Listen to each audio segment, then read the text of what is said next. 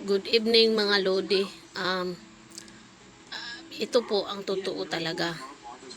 Ito po talaga ang totoo kung sino po talaga si Boy Tapang.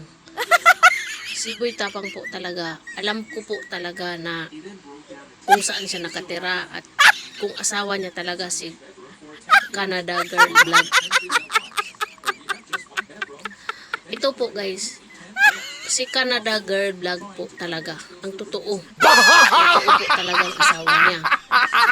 Isa po kasi ako sa mga kaibigan niya na nakakita po or det var helt forferdelig. nakasaksi po sa kanilang pagmamahalan. Kasi noong ikinasal po sila ni Girl Vlog tsaka si Boy Tapang, ako po talaga ang kanilang bearer. Bearer po talaga nila ako nung time na yon. Kaya yan po ang totoo na mag-asawa po sila ni Boy Tapang saka si Canada Girl Vlog. Kasi po kinasal sila, tago-tago lang. Tago-tago lang po sila kinasal. Kasi ba hindi pwedeng pakita itong si Canada Girl Vlog noon dahil medyo na po, komplikado po. Kaya yung kasal nila tago-tago lang po.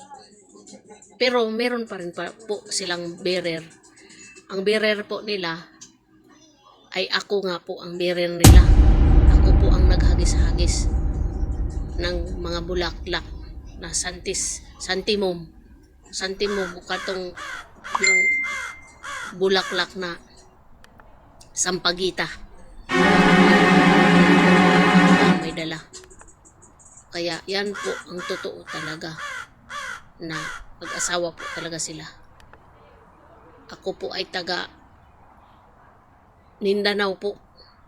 Isa po ako sa kaibigan talaga ni Boy Tapang. Ay ako ang bearer ng kanila pong kasal.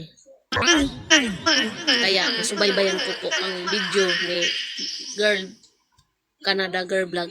Totoo po yun. Totoo po yun talaga. Siya po. Ako po ang bearer nila sa kanilang kasal. Totoo po talaga yan. Sana hindi na po kayo maguluhan sa isipan. Kasi po, lumantad na rin po ang kaniyang ninang sa kanyang kasal. Kanilang kasal dalawa ni Boy Tapang alias Ronnie at saka si Canada Girl Vlog alias No Way By The Way Anyway. Ako po ang bearer. So, ayan lang po guys. Sana'y naniniwala po kayo.